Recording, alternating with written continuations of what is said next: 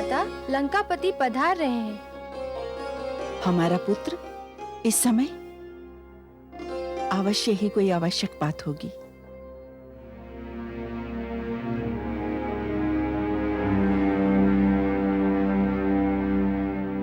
प्रणाम माते।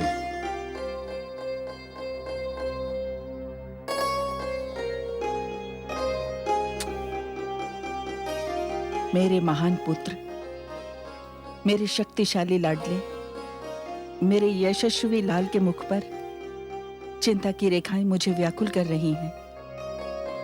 लंका के महान नरेश के ललाट पर चिंता की ये रेखाएं तनिक भी नहीं सुहाती। माते,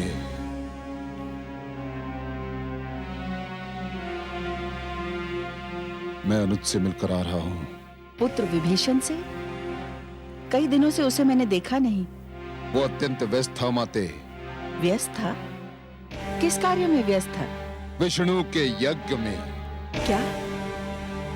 दीपक तले अंधेरा? उसका इतना साहस कि लंका में रहकर वो लंकापति के शत्रु का यज्ञ करे। परंतु सत्य पूछो पुत्र, तो इसका कारण तुम ही हो।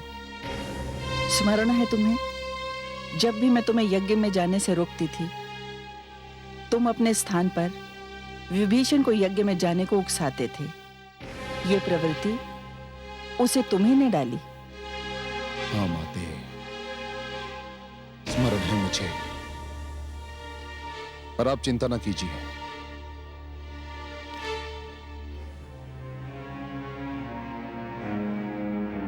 मैंने उसे समझा दिया है और उसने मुझे वचन दिया है कि अब कभी भी वो यज्ञ नहीं करेगा। अच्छा किया, किंतु मेरी चिंता कम नहीं हुई। आपकी चिंता कम नहीं हुई? परंतु क्यों माते? इसलिए कि मुझे भय है। ये विष्णु प्रेम एक ऐसा दुष्ट रोग है जिसे एक बार लग जाए जीवन भर उसका पीछा नहीं छोड़ता। मैंने कितनी कठिनाई से तुम्हें इस रोग से दूर रखा। चलो, तुमने विभीषण को तो रोक दिया। रोक तो दिया माते, रोक तो दिया। मैंने केवल अनुज विभीषण को ही नहीं, समस्त ऋषियों को यज्ञ करने से रोक दिया। उनके शरीर से रक्त निकाल निकाल कर उन्हें लंका छोड़कर भागने के लिए विवश कर दिया मैंने माते।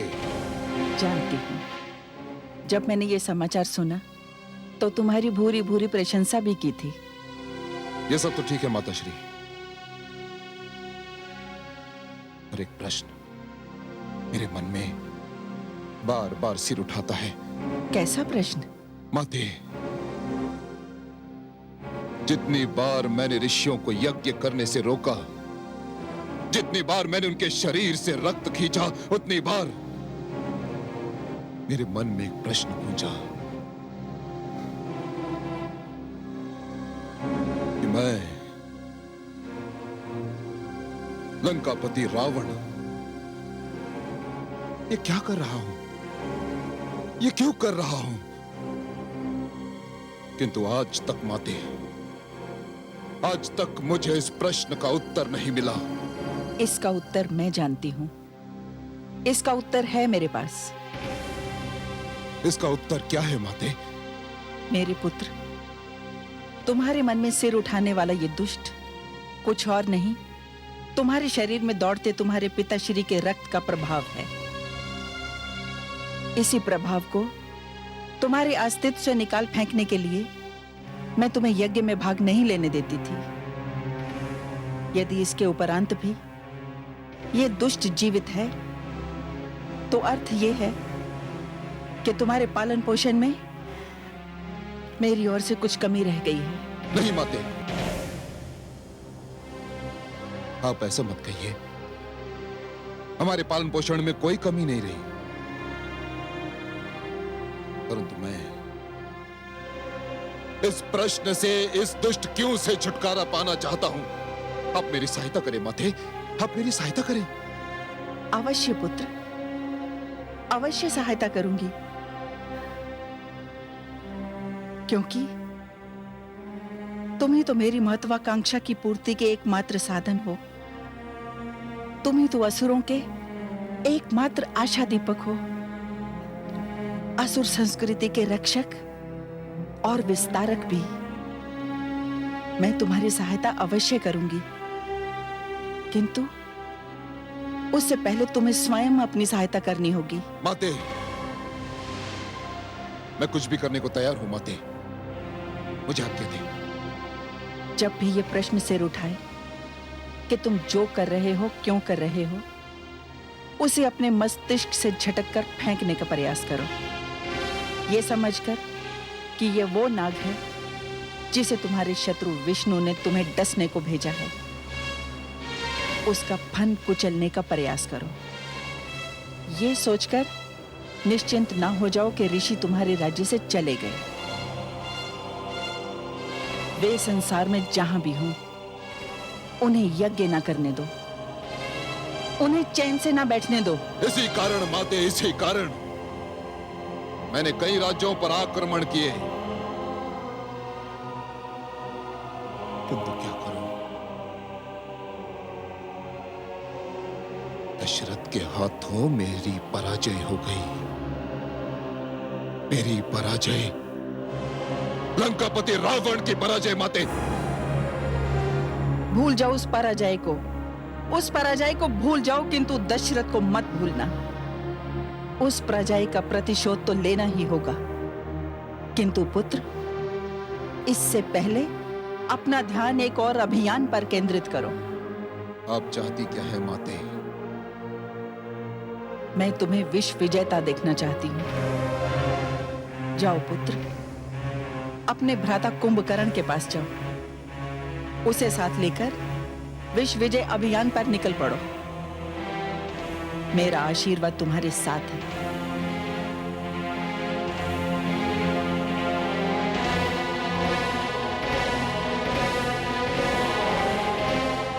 माते, मैं भी भ्राता कुंभकर्ण के पास जाता हूं, उन्हें साथ लेकर जाऊंगा।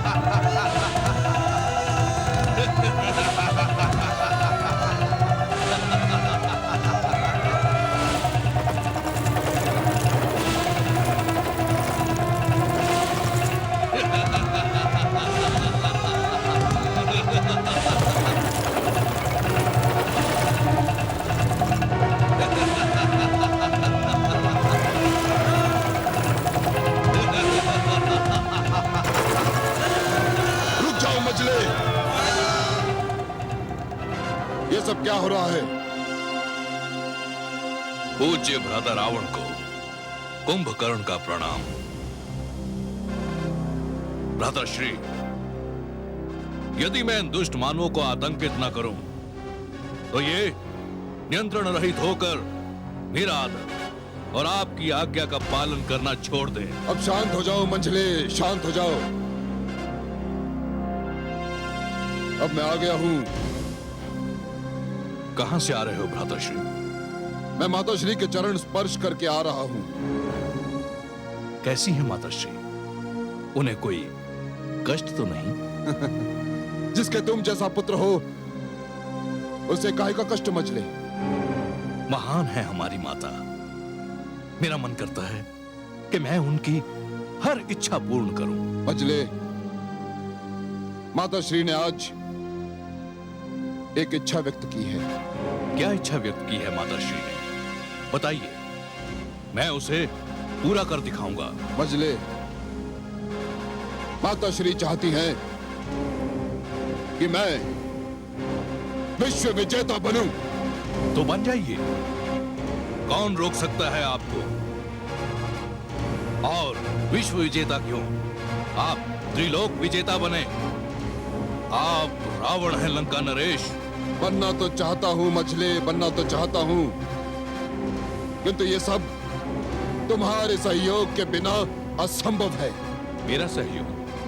मेरा सहयोग तो आपको मांगे बिना मिलेगा। सुना है आप अयोध्या नरेश दशरथ से परास्त हो आए हैं।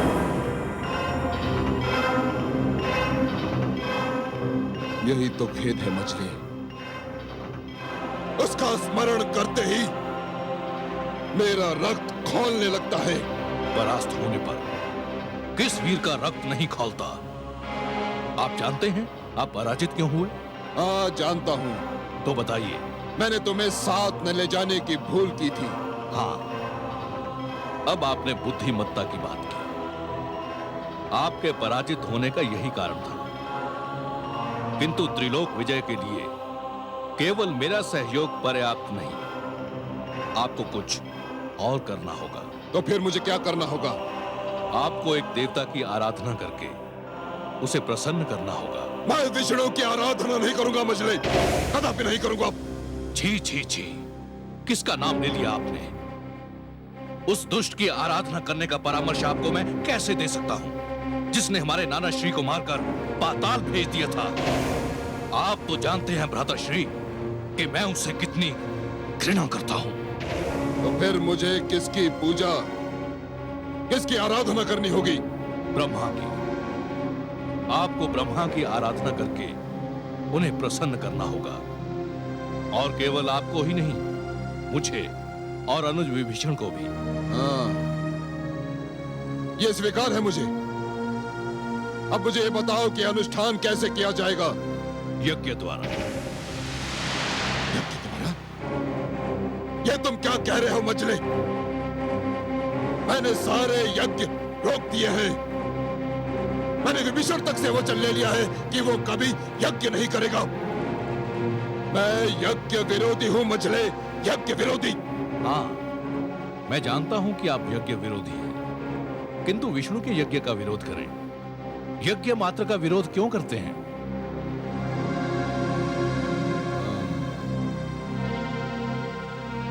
तुम्हारा तर्क मेरी समझ में आ रहा है। हाँ, अनुज विभीषण की यज्ञशाला प्रस्तुत है। हम तीनों भाई वहीं जाकर यज्ञ करेंगे और ब्रह्मा को प्रसन्न करके उनसे वरदान मांगेंगे। ठीक है, मैं तुम्हारे परामर्श से सहमत हूं। हम यज्ञ करेंगे, यज्ञ की तैयारी की जाए। प्रणाम।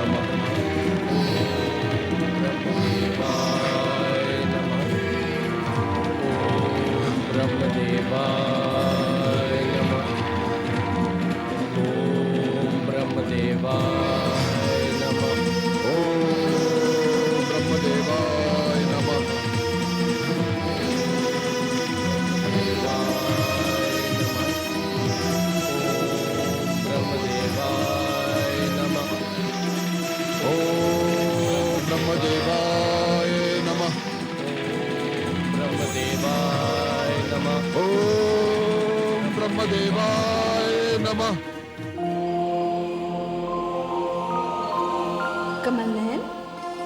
तो बड़ी हंसी आ रही है। जो रावण यज्ञों का इतना बड़ा विरोधी था, आज स्वयं यज्ञ करने बैठा है। महादेवी, दो वस्तुएं ऐसी हैं जो मनुष्य से कुछ भी करा सकती हैं, आवश्यकता और लालसा, जो मनुष्य को किसी भी प्रकार का समझौता करने पर विवश कर देती है। और आप तो जानती हैं महादेवी कि रावण को इस समय शक्ति की आवश्यकता है और त्रिलोक की लालसा। तो क्या रावण का यज्ञ सफल होगा? महादेवी, शुभ कार्य यदि अशुभ हाथों से भी हो तब भी शुभ ही रहता है और अपना रंग दिखाकर ही रहता है। एक बीज यदि धरती पर गिरे तो अंकुर बनकर अवश्य फूटता है महादेवी। मुझे विभीषण की कोई चिंता नहीं है, उसकी आत्मा तो आपके रंग में रंगी हुई है। परंतु रावण और कुंभकर्ण अत्यंत दुष्ट हैं। उनके हाथों में ये शक्ति आ गई तो वो तो आतंक फैला देंगे। महादेवी, विधाता ने किसके भाग्य में क्या लिखा है ये तो वही जाने। परंतु मैं देख रही हूँ कि रावण में एकाग्रता की कमी है। वो यज्ञ में अपना ध्यान नहीं लगा पा रहा। किंतु रावण हठी है महादेवी। वो ब्रह्मा को प्रसन्न करने के लिए स्वयं अपने प्राणों से भी खेल सकता है।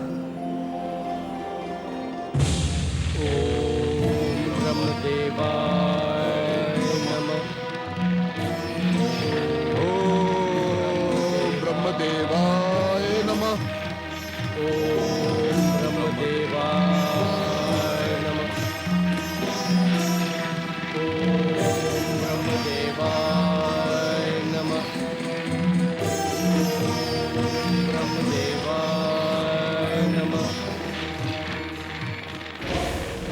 हे ब्रह्मा, मुझे यज्ञ का अभ्यास नहीं। मैं नहीं जानता कि मैं आपको कैसे प्रसन्न करूं। अग्नि मेरी संविदा स्वीकार नहीं कर रही है, इसलिए आज मैं एक ऐसी वस्तु संविदा के रूप में यज्ञ की अग्नि में भेंट करूंगा जो आज से पहले कभी किसी ने भेंट नहीं की होगी।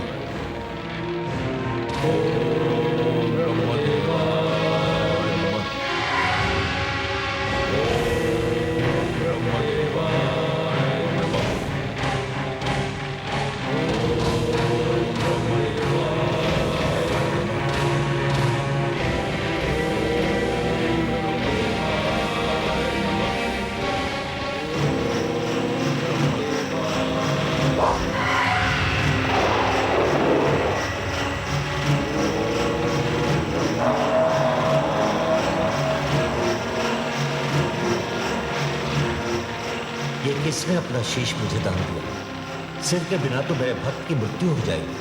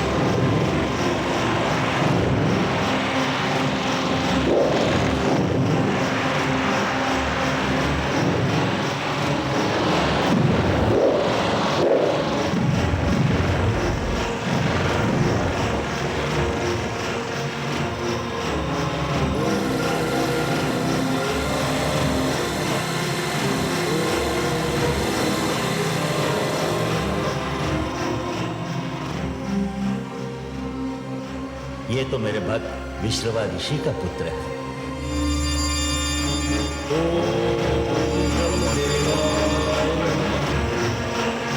वत्स,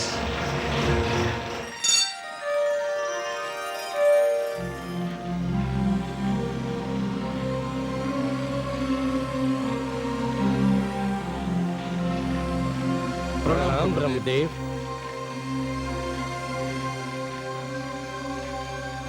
मैंने तुम तीनों भाइयों का यज्ञ स्वीकार कर लिया। मैं तुम तीनों भाइयों से प्रसन्न हूं। जो वरदान मांगना चाहो मांग लो। बोलो भक्त, तुम्हें क्या चाहिए?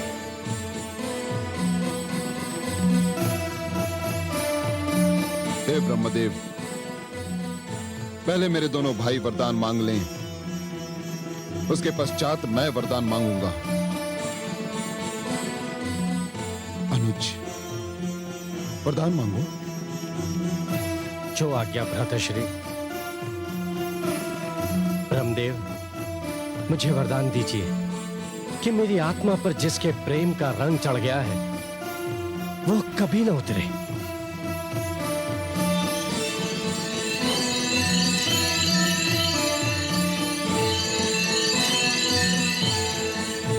तथास्तु।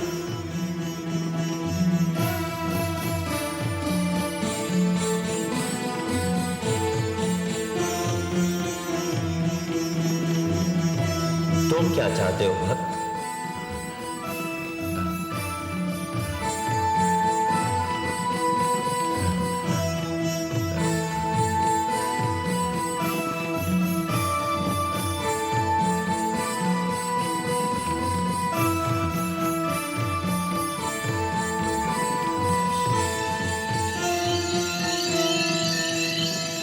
मांगो कुंभकर्ण, शीघ्र मांगो।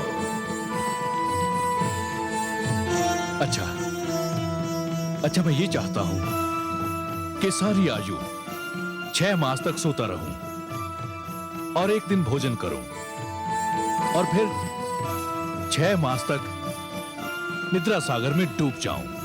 तथास्तु।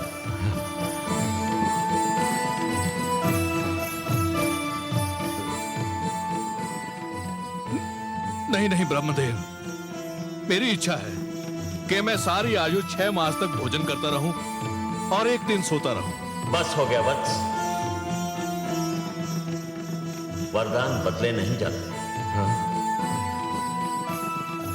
अब तुम्हारी बारी है रावण।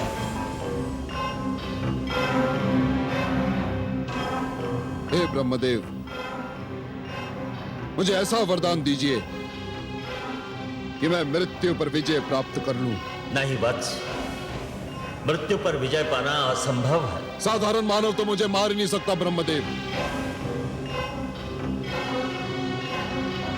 इसलिए मुझे ऐसा वरदान दीजिए कि मैं देवताओं के हाथों न मरूं। तथास्तु।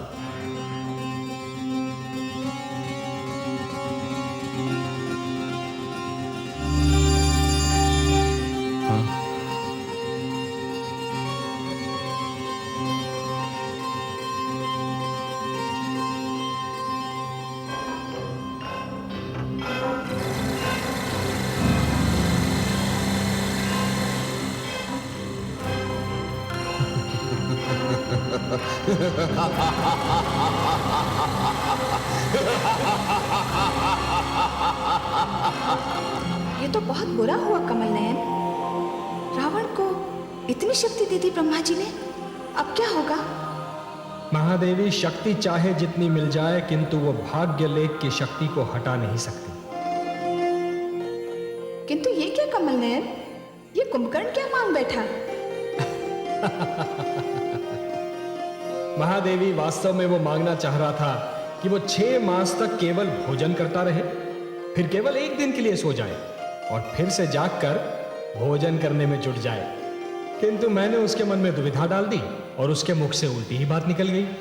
तो फिर रावण के मन में भी ये दुविधा डाल दी होती? उसकी आवश्यकता नहीं थी महादेवी, उसने तो अपने विनाश का प्रबंध स्वयं ही कर लिया है। वो कैसे कमल नयन?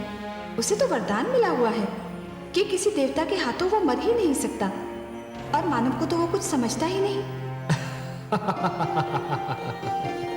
यही तो उसकी भूल है महादेवी, यही तो उसकी भूल है। रावण बड़ी बड़ी बातें करता है, इसीलिए उसका नाम रावण है। किंतु बड़ी बड़ी बातें करने में वो ये भूल जाता है महादेवी कि वो क्या कह रहा है और क्यों कह रहा है। मानव को तो वो कुछ समझता ही नहीं। किंतु हे महादेवी, मानव विधाता की सबसे महान कृति है और सबसे शक्तिशाली भी।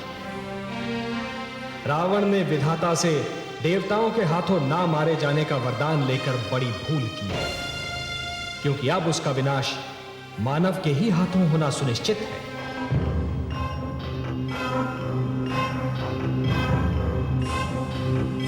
प्रणाम भ्राताश्री, आपने मुझे स्मरण किया। मंझले, ये कैसा वरदान मांग लिया तुमने? 6 महीने सोते रहने का, फिर एक दिन जागकर भोजन करके फिर सो जाने का? ये कैसा वरदान मांग लिया तुमने? मैं तो सुनकर स्तब्ध रह गया। मैं जो मांगना चाहता था वो सर्वथा विपरीत था। वास्तव में मैं 6 महीने भोजन करने और एक दिन सोने का वरदान मांगना चाहता था। तो फिर मांगा क्यों नहीं तुमने? मांगा क्यों नहीं? ना जाने मेरी जीभ कैसे फिसल गई, कुछ का कुछ निकल गया मेरे मुख से। किंतु अचानक तुम्हारी बुद्धि कैसे भ्रष्ट हो गई मंझले? आप सत्य कहते हैं भ्राताश्री, मेरी बुद्धि भ्रष्ट हो गई थी। मुझे ऐसा लगा जैसे पल भर के लिए किसी ने मेरे सोचने समझने की शक्ति ही छीन ली हो। मेरा मस्तिष्क सर्वथा शिथिल हो गया। किसने छीन ली थी? किसने छीन ली थी तुम्हारी सोचने समझने की शक्ति? किसने कर दिया था तुम्हारा मस्तिष्क शिथिल? किसने? मैं ये जानता कि ये सब किसने किया है तो मैंने उसका सर्वनाश न कर दिया होता। मैं तो अभी भी चकराया हुआ हूं कि ये सब कैसे हो गया। मैं भी यही सोच रहा हूं मजनू, ये सब कैसे हुआ और क्यों हुआ? क्यों हुआ? मैं मां हूं, धरती मां। नियति के खेल भी कितने निराले हैं। रावण को त्रिलोक विजय के लिए अपनी शक्ति बढ़ानी थी, पर उसके शक्तिशाली भाई कुंभकर्ण को नियति ने ऐसी प्रेरणा दी कि उसका वरदान उसे युद्ध के योग्य ही नहीं रखेगा। स्वयं रावण ने जो वरदान मांगा वो उसके लिए अभिशाप सिद्ध होगा। संभव है कि इन दोनों वरदानों में ही इस कथा का सारा रहस्य छिपा हो, परंतु रावण तो खलनायक है। इस कथा का नायक कौन है? कहीं इस प्रश्न का उत्तर उस पुत्र कामेष्टि यज्ञ में तो नहीं निहित है जो अयोध्या में चल रहा है। तुम्हारी भांति मैंने भी बड़ी उत्सुकता से इस दृश्य पर दृष्टि गड़ा रखी है। ओम अग्निमीले पुरोहितं स्वाहा। ओम अग्निमीले पुरोहितं स्वाहा। अग्निमीले पुरोहितं स्वाहा। अग्निर्होता तदुक्रतुः सत्तश्चत्रश्रवस्तमः देवो देवेभिरागमत्। अग्निमीले पुरोहितम् अग्ने तव शवो वयो वैभ्राजन्ते। अग्निमीले पुरोहितम् यज्ञस्य देवमृत्युजं होतारं रत्नधातमम् अग्निना रैमश्नवत्। कोशमेव दिवे दिवे यशस वीरवत्तमम्। अग्निर्होता कविकतुः सत्तश्चत्रश्रवस्तमः देवो देवेभिरागमत्।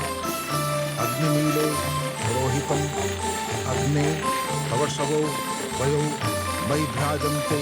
अग्निमीले पुरोहितम् यज्ञस्य देवमृत्युजं होतारं रत्नधातमम् अग्निना वैमश्नवत्। कोशमेव दिवे दिवे यशस वीरवत्तमम्। अग्निर्होता कविकतुः सत्तश्चत्रश्रवस्तमः देवे देवेभिरागमत्। अग्निमीले रोहितम अग्ने कवशवो वयो वै भ्राजन्ते अग्निमीले रोहितम यज्ञस्य देवमृत्युजं भूतारं रत्नधातमम् अग्निना रैमश्नवत् कोशमेव दिवे दिवे यशस वीरवत्तमम् अग्निर्भूता कविचतुः सत्यश्चत्रश्रवस्तमः देवो देवेभिरागमत् अग्निमीले पुरोहितम् अग्ने कवशवो वयो महि भ्राजन्ते अग्निमीले पुरोहितम्।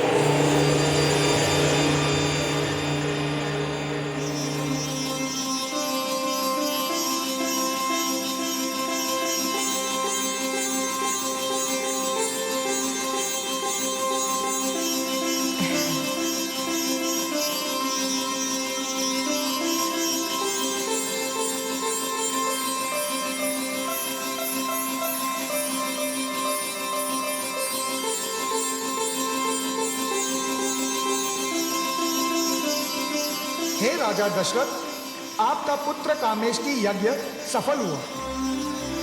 आपकी तीनों रानियां एक एक पात्र से प्रसाद ग्रहण करें। तीनों संतानवती होंगी।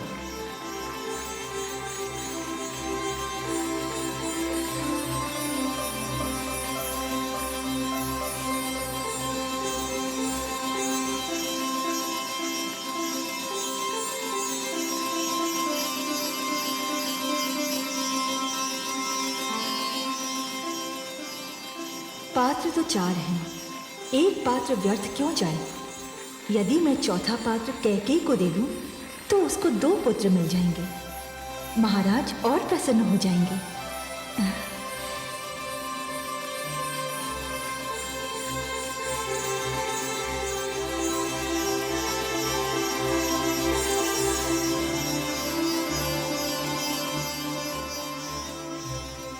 प्रसाद ग्रहण करें देवी।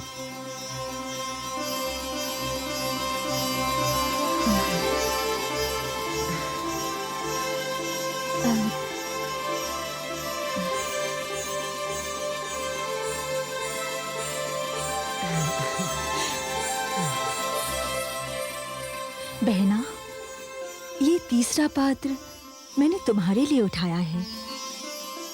इसे भी तुम ग्रहण करो।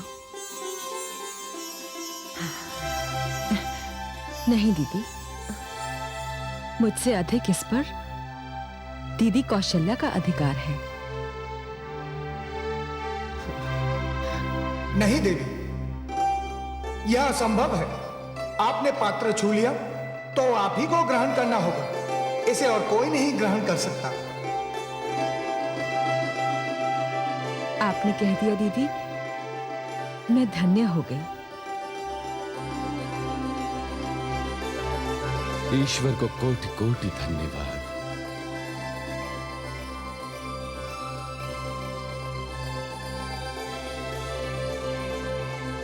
मैंने तो केवल एक पुत्र की कामना की थी। ईश्वर ने मुझे 4 पुत्र प्रदान किए। मैं धन्य हो गया। और मैं क्षीर सागर की लहरें गिनती रह जाऊंगी।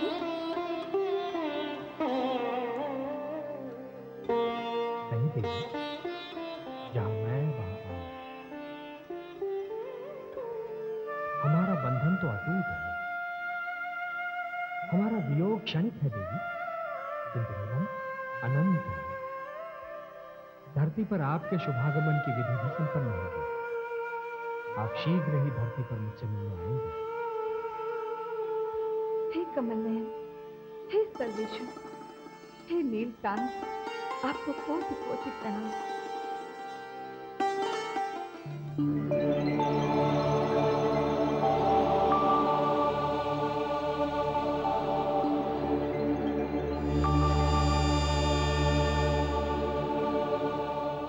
स्वामी,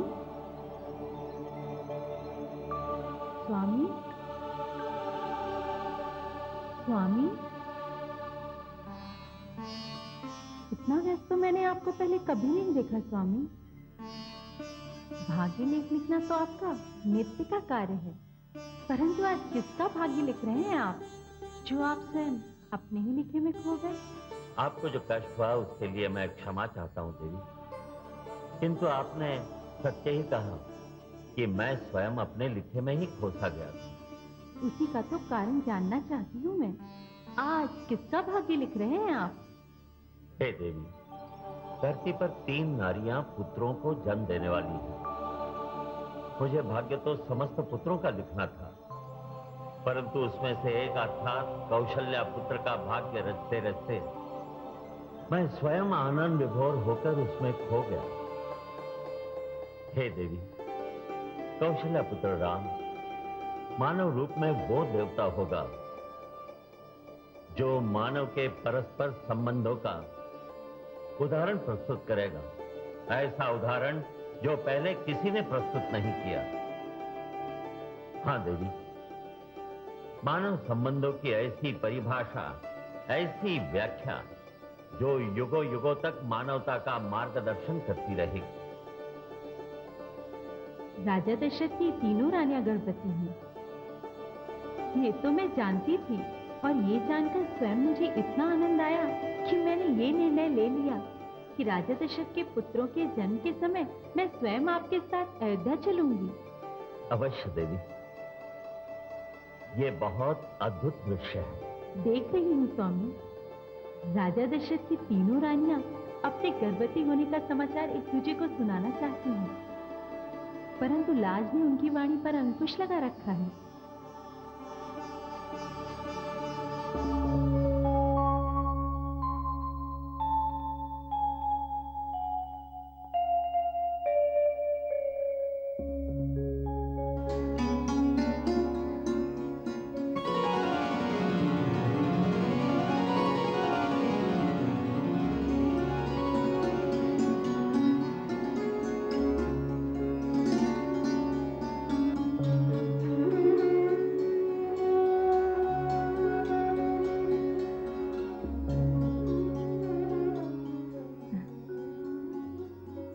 मैं समझ गई दीदी, दीप जलाने का अर्थ क्या है।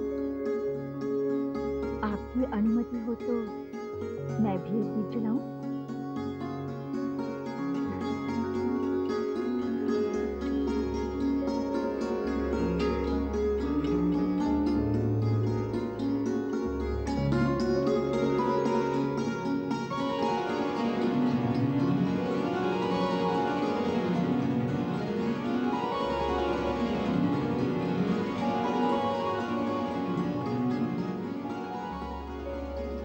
महाराज के भवन को प्रकाशमय बनाने में मैं भी अपना योगदान देना चाहती हूँ।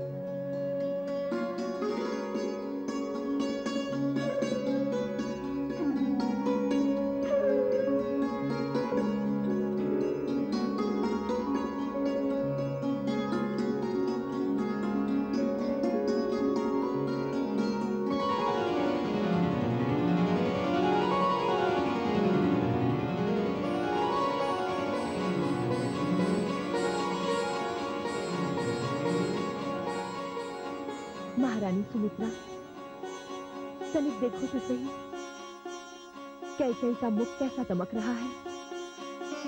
मेरी तो आंख नहीं ठहर पा रही इसके सुंदर मुखड़े पर। आप दोनों ये इसलिए कह रही हैं क्योंकि आपके नेत्र अपना अपना मुख नहीं देख सकते। मैं देख सकती हूँ। आप दोनों के मुखड़े अपने अद्भुत प्रकाश से मुझे चकाचौंध से दे रहे हैं।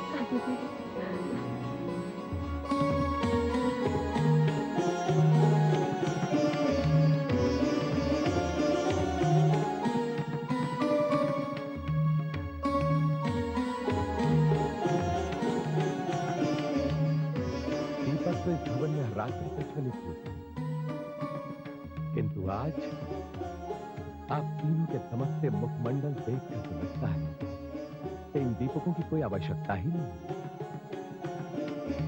आज इस भवन में ऐसा उजाला है मानो धरती पर सूर्य और चंद्रमा उतर आए। महाराज, यदि नहीं उतरे तो उतरने वाले हैं। आपकी 3 रानियां ऐसे पुत्रों को जन्म देने वाली हैं जो इस धरती पर सूर्य और चंद्रमा के समान होंगे। आपके पुत्र केवल अयोध्या पर ही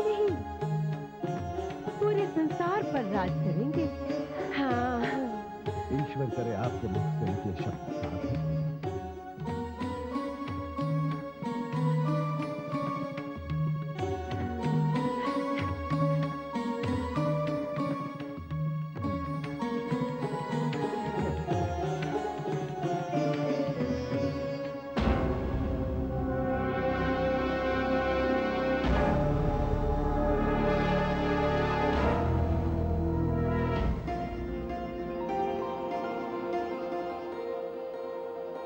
हे कमल नयन, आपको इतना आनंद विभोर मैंने पहले कभी नहीं देखा।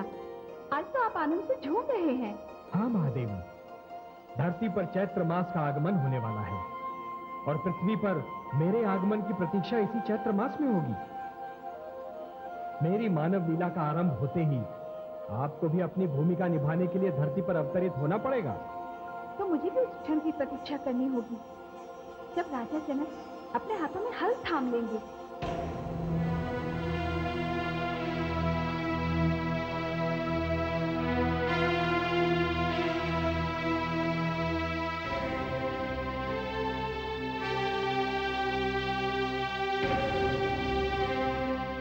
प्रणाम राजगुरु। आयुष्मान भव। विराजिए।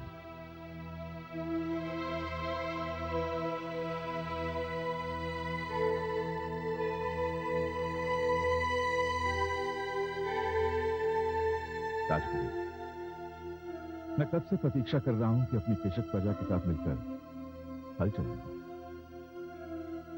कितने दिन बीत गए, परंतु अभी तक मेरे लिए हल का प्रबंध नहीं किया गया। इस विलंब का कारण क्या है राजगुरु? राजन, आपके लिए हल बनवाने का उत्तरदायित्व महामंत्री ने अपने कंधों पर लिया था और इसके लिए मिथिला के सर्वश्रेष्ठ शिल्पियों को भी बुलवाया था। मैं समझा नहीं राजगुरु, एक हल बनवाने के लिए श्रेष्ठ शिल्पियों की क्या आवश्यकता है?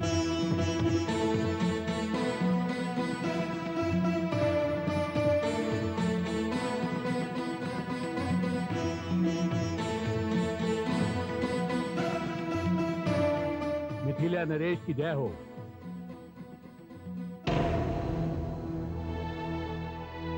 महामंत्री, ये क्या है? हल बनवाने में जो विलंब हुआ महाराज, उसके लिए मैं क्षमा चाहता हूँ। मुझे आपके लिए आपकी महिमा को ध्यान में रखकर ये हल बनवाना था। विलंब का यही कारण है महाराज। ये आप क्या परिहास कर रहे हैं महामंत्री जी? भला मैं ये स्वर्ण हल चलाऊंगा? आप राजा हैं, क्या आप साधारण किसानों की भांति साधारण हल चलाएंगे? धिक्कार है ऐसे राजा को जो अपने किसानों का दुख और उनकी दुर्दशा को भूलकर स्वयं ये सोने का हल चलाएगा। महामंत्री जी, जब तक मैं अपने राज्य के कृषकों के लिए ऐसा सोने का हल नहीं बनवा पाता, तब तक मैं स्वयं को भी इसका अधिकारी नहीं समझता। जाइए जाइए और जाकर मेरे लिए भी उसी प्रकार का हल बनवाइए जो मेरे राज्य के कृषक चलाते हैं। जाइए। जो आज्ञा महाराज। चलिए।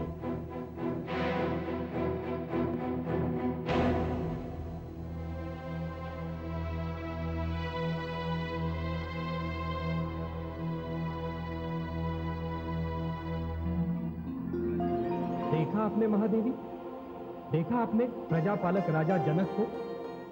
उन्हें अपनी प्रजा के सुख दुख का कितना ध्यान है। इसी कारण तो उन्हें जनक अर्थात पिता कहा जाता है। हर राजा को ऐसा ही होना चाहिए महादेवी। जो राजा स्वयं को प्रजा के सुख दुख से दूर रखते हैं, प्रजा की समस्याओं को अपनी समस्याएं नहीं समझते, उन्हें धिक्कार है। ये तो मेरे लिए बड़े गौरव का विषय है कि मिथिला नरेश मेरे भी जनक होंगे। महादेवी, उनके घर में जन्म लेकर आप उनका गौरव बढ़ाएंगी। देखिए महादेवी, धरती पर चैत्र की बयार लहरा रही है। शुक्ल पक्ष की बेला है। मुझे अनुमति दीजिए महादेवी, मुझे अनुमति दीजिए। अभी तो मुझे समस्त देवलोक का भ्रमण करके एक एक देव से विदा लेनी है। धरती पर मेरी मानव लीला का प्रथम चरण अयोध्या से प्रारंभ होगा।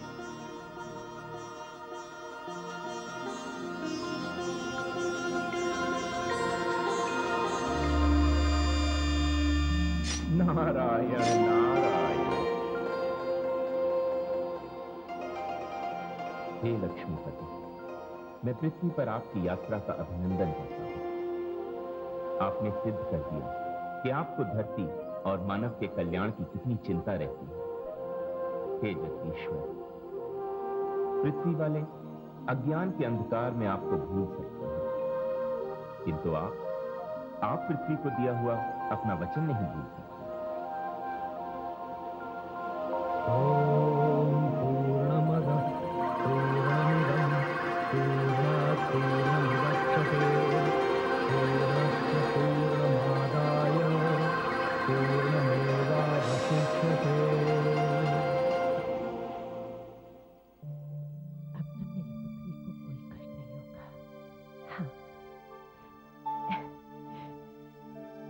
पुत्री, देख, मैंने तेरे लिए औषधि बनाई है।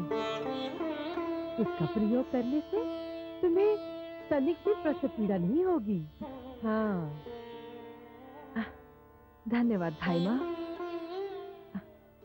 आप मेरा कितना ध्यान रखती हैं। क्यों ना रखूं? माँ बनकर पाला है तुम्हें। वर्षों इन हाथों का झूला बनाकर झुलाया है तुम्हें। अपने कोख से जन्म ना दिया तो क्या हुआ? तुम्हारे पोषण का खर्च तो झेला है ना मैंने। ये ले आपने दीदी कौशल्या और दीदी सुमित्रा को भी औषधि दी। क्यों दूं? उनके पास अपनी धाइयां है ना, वो दे देंगी। नहीं भाई माँ, वे दोनों मेरे लिए सगी बहनों के समान हैं। मेरे पास जो भी होगा वो मैं उनसे बांटूंगी। उन दोनों ने जो मुझे स्नेह दिया है वो मेरे जीवन का सबसे मूल्यवान धन है। इसीलिए तो मैंने महाराज के दिए हुए 2 वचन भी उनसे नहीं मांगे, जिससे इन तीनों बहनों में समानता बनी रही। तू बहुत भोली है पुत्री। नहीं भाई माँ, यही मेरा कर्तव्य है। मैंने तो महाराज को भी अपने पास रुकने नहीं दिया, उन्हें दीदी कौशल्या के पास भेज दिया। आप ये लेप मेरी दोनों बहनों को भी दीजिए। जाती हूँ।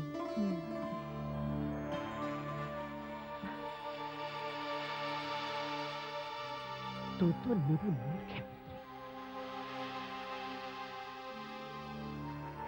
परंतु मैं तुझे पटरानी बनाकर ही छोड़ूंगी।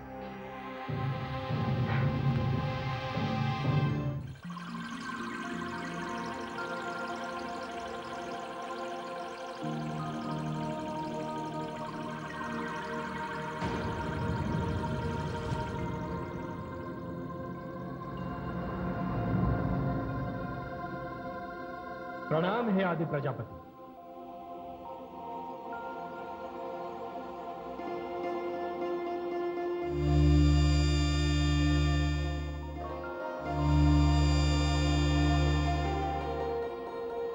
आपके जाने से पृथ्वी का अवश्य कल्याण होगा, किंतु हमारे देवलोक सूने हो जाएंगे। हम तो उस क्षण की प्रतीक्षा करेंगे जब आप मानव लीला समाप्त करके लौटेंगे। हे ब्रह्मा, धरती पर जन्म लेने का आनंद ही कुछ और है। जो कार्य मैं वामन अवतार लेकर पूरा नहीं कर सका, उसे इस अवतार में अवश्य पूरा करूंगा। यह मेरा पूर्ण मानव अवतार है, जिस मानव का स्वयं आपने निर्माण किया है आदि प्रजापति। उस मानव के जीवन के लिए आदर्शों और मूल्यों का निर्माण करने में जा रहा हूं। उसके जीवन के कल्याण के लिए मर्यादा स्थापित करने जा रहा हूं। मुझे विदा दीजिए। हे सर्वेश्वर, धरती आपकी प्रतीक्षा कर रही है।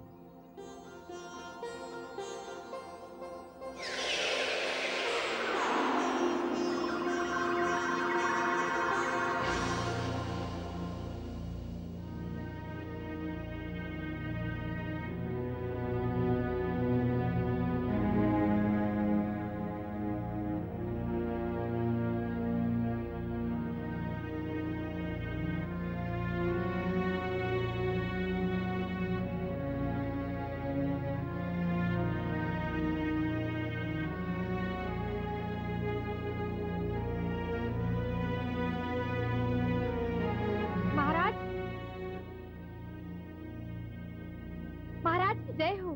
तीनों रानियों को प्रसव पीड़ा आरंभ हो रही है। बधाई हो महाराज, बधाई हो। बधाई हो महाराज, बधाई हो। अभी कुछ दिनों पूर्व ही जब मैं अपने आश्रम से आपके भवन की ओर आया तो मैंने कभी खुशी मलय पवन बोलने लगा, उपवन में फूल खिलने लगे और मुरझाए हुए फूल भी निखर गए। अयोध्या के सारे उद्यान लहलहा उठे, आकाश मुस्कुराने लगा और सर्वे की गीत गाने लगी। ऐसा प्रतीत होता है जैसे आज की रानियों की इतिहास की जंग। इस समय मेरी केवल एक चिंता होती है कि जो होना है वो कुशलतापूर्वक होना है, शिशुओं और माताओं को कोई कष्ट न हो और वे स्वस्थ रहे। तथा ऐसा ही हो हमारे।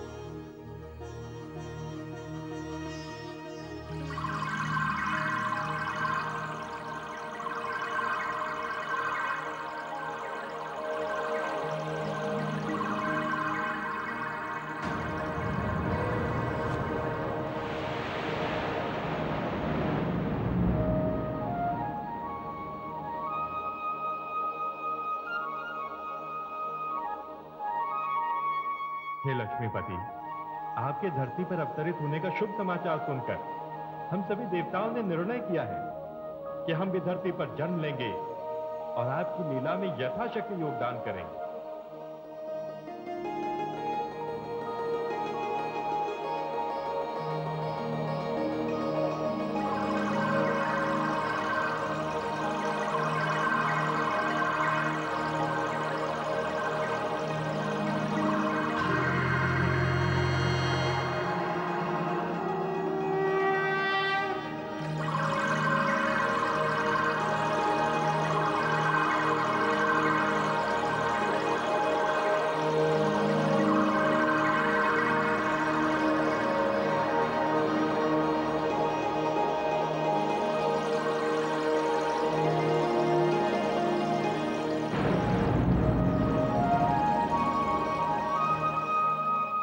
प्रणाम श्रीहरि। प्रणाम भोलेनाथ। आपके इस अवतार से धरती धन्य हो जाएगी। सारी अयोध्या नगरी पुष्पों से महक रही है, दीपों से जगमगा रही है। मैं भी आपके इस बाल रूप के स्वागत के लिए धरती पर आना चाहती हूँ। आपके कार्यों में आपका सहयोगी बनना चाहती हूँ, परंतु है प्रभु, मैं ये निर्णय नहीं कर पा रहा हूं कि मुझे किस रूप में धरती पर आना चाहिए। आप ही मुझे परामर्श दीजिए। हे भोलेनाथ, देवर्षि नारद ने क्रोध में आकर मुझे एक शाप दिया था कि कभी मुझे वानरों से सहायता मांगनी होगी। भोलेनाथ, उचित यही होगा कि आप कृपया वानर रूप में अवतरित हों, जिससे देवर्षि नारद का शाप रूपी ऋण उतर जाए। हे सर्वेश्वर, आपके इस मार्गदर्शन के लिए आपको कोटि कोटि धन्यवाद।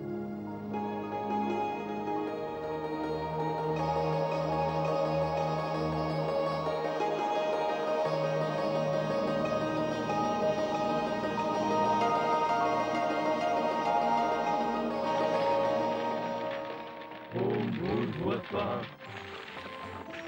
तत्सवितुर्वरेण्यं भर्गो देवस्य धीमहि धियो यो न प्रचोदयात्। ओम भूर्भुवस्सुः तत्सवितुर्वरेण्यं भर्गो देवस्य धीमहि।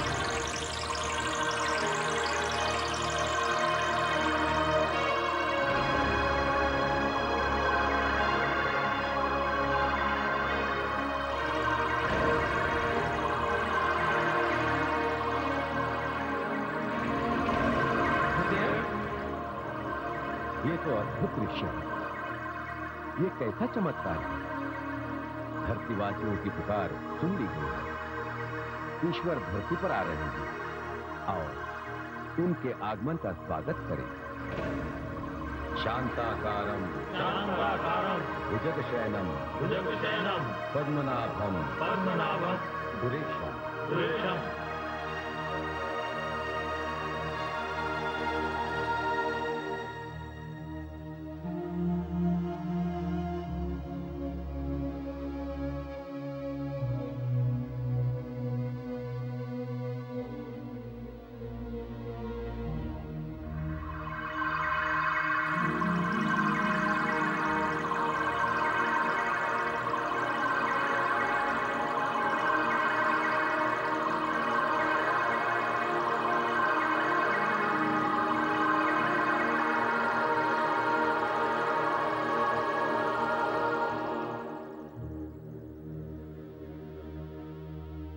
कैसा प्रकाश पुंज था गुरुदेव?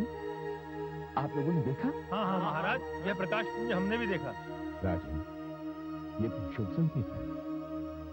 आपके भवन में कोई महान आत्मा पधारी। महाराज की जय हो, महाराज की जय हो। महाराज, पूरी अयोध्या नगरी आश्चर्यचकित है। सारे नगर ने आकाश मार्ग से एक बाल रूपी प्रकाश को राजभवन की ओर आते देखा है। पूरे आकाश में सुंदर सुंदर रंग दिखाई दे रहे थे और सारे नगरवासी महाराज के आंगन में संतान की किलकारी गूंजने की प्रार्थना कर रहे हैं। मात्र नगरवासियों को ही नहीं राजा, अभी तो पूरे संसार को एक शुभ समाचार मिलने वाला है। अयोध्या वासियों से कहा जाए कि वो उत्सव की तैयारियां करें। जो आज्ञा महाराज।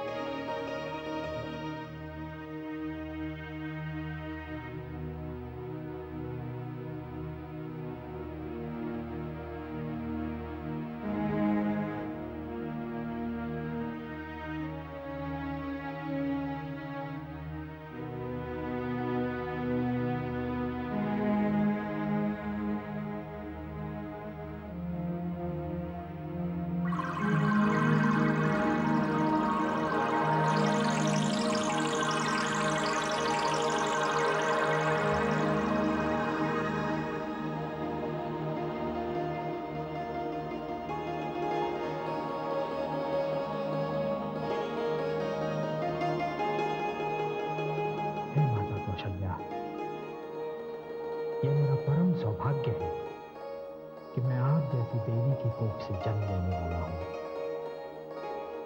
मैं मानव कल्याण हेतु धरती पर अवतरित हो रहा हूं माता, और आज मेरे हर्ष की कोई सीमा नहीं है। हे माता, ये तो आप स्वयं नहीं जानती कि आप देवी शतरूपा का अवतार हैं और मेरे पिताश्री स्वयं मनु हैं, जो इस बार महाराज दशरथ बनकर अवतरित हुए हैं। हे माता, मैं इस पृथ्वीलोक के प्रथम पुरुष और प्रथम नारी के घर जन्म ले रहा हूं और आपकी ममता और स्नेह के लिए तरस रहा हूं। हे माता कौशल्या, मैं आप दोनों के पुत्र के रूप में एक आदर्श पुत्र का उदाहरण स्थापित करूंगा और मर्यादा पुरुषोत्तम कहलाऊंगा। मेरा प्रणाम स्वीकार कीजिए माता।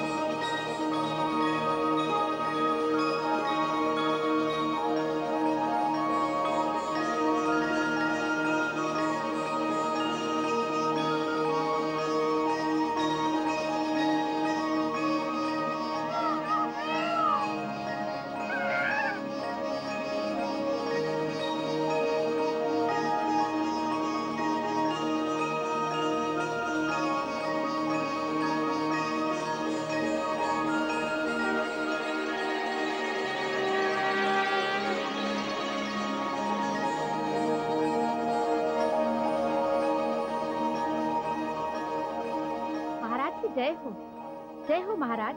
महारानी कौशल्या ने कमल समान पुत्र को जन्म दिया है। बधाई हो महाराज, बधाई बधाई हो। हे महाराज, उनका तो प्रकाश से दमक रहा है और सुगंध से महक रहा है। ठीक है, चलिए।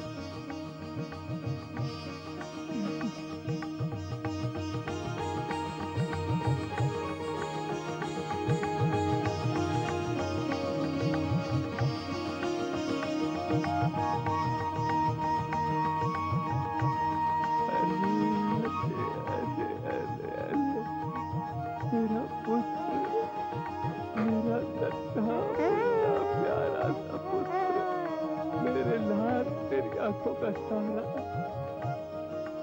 मुझे पिताश्री कहकर पुकारने वाला मेरा पुत्र आ गया तू।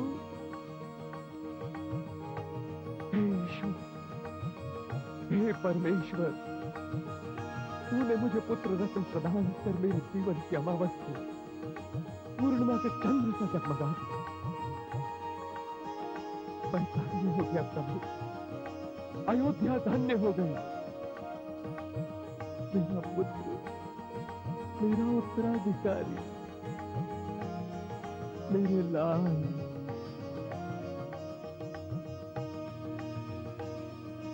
हाय प्रगट कृपाला, दीन दयाला, कौशल्या हितकारी, हर्षित महतारी, मुनि मनहारी, अद्भुत रूप विचारी, लोचन अभिरामा, तनु घनश्यामा, निज आयुध भुज चारी, भूषण बनमाला, नयन विशाला, शोभा सिंधु खरारी।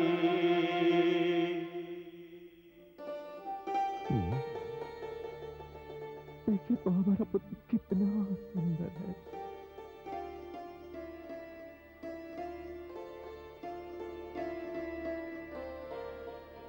हमारी ज्येष्ठ रानी ने हमें ज्येष्ठ पुत्र भी प्रदान कर दिया। आपने हमारे जीवन को एक सुखद कोलाहल से भर दिया है। आपने हमारे रघुकुल को वो दीपक प्रदान कर दिया जिसके प्रकाश में हमारा वंश यहां से आगे बढ़े। तो ये आप चाहें तो इस समय हमसे कुछ भी मांग सकते, कुछ भी। मुझे जो मांगना था बिन मांगे मिल गया। आपके अधरों पर जो मुस्कान है, नेत्रों में जो चमक है, मुख पर हर्ष की जो लालिमा है, मैं ईश्वर से वही मांगा करती थी। आज आपको देखा तो लगा भगवान ने मेरी सुनी, मुझे सब कुछ दे दिया। प्रणाम महाराज, प्रणाम महारानी जी। महर्षि और महामंत्री जी पधारे हैं।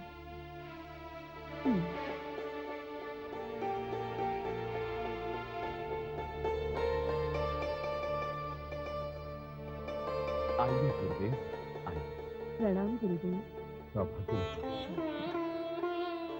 हाँ, मैं धन्य हूं।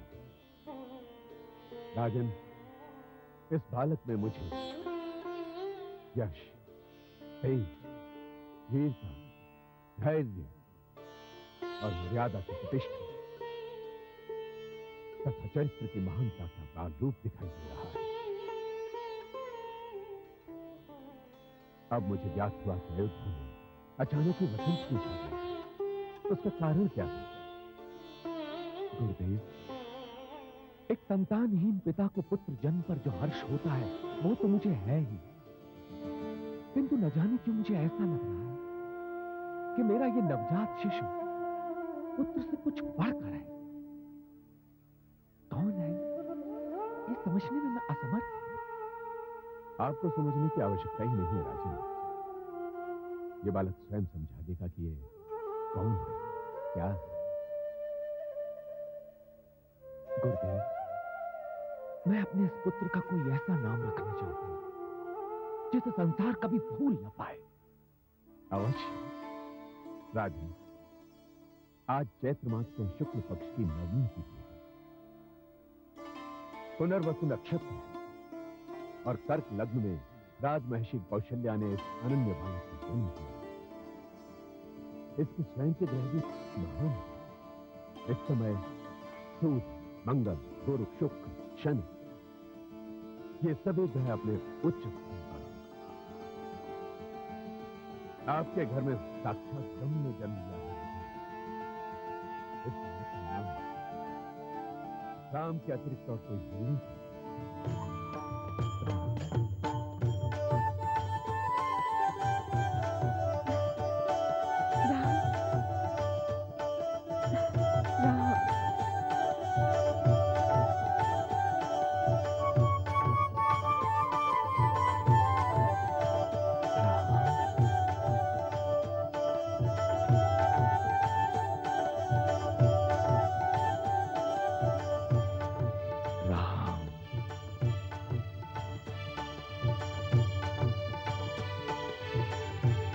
महामंत्री सुमंत, सारी अयोध्या में घोषणा करवा दी कि हमारे घर रघुकुल के भविष्य ने जन्म ले लिया।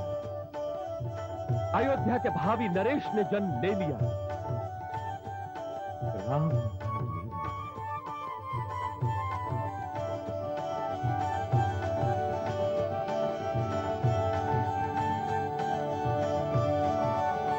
छोटी रानी, राम आ गए।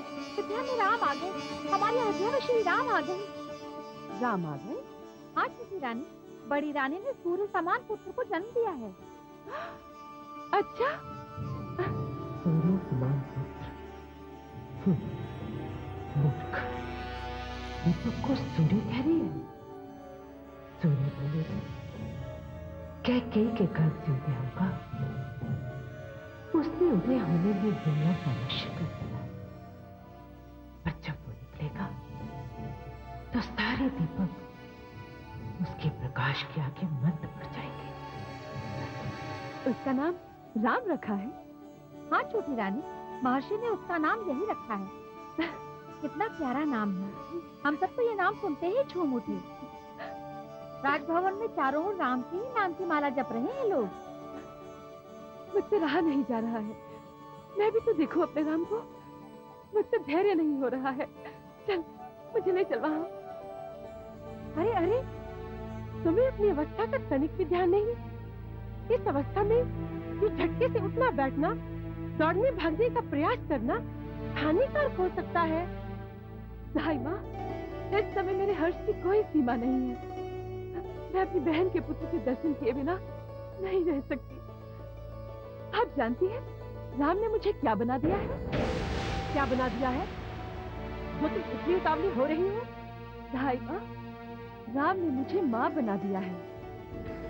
और जब तक मैं उसका मुख नहीं देख लेती मुझे चैन नहीं मिलेगा। चल चल, मुझे अभी वहां ले चल।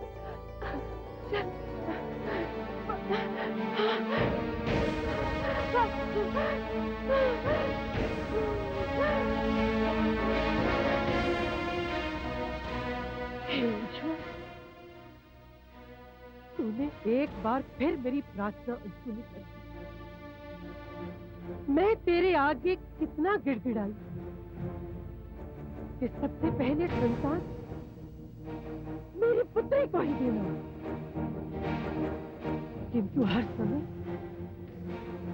तुम मेरी प्रार्थना सुनते समय ही बहरा क्यों हो जाता है? तू मेरा नाम भी मंत्रा है, मंत्रा। मैं अपनी पत्नी को इस राजभवन में सर्वश्रेष्ठ स्थान दिलाए बिना हार नहीं मानी। और एक दिन मैं ये करके दिखाऊंगी।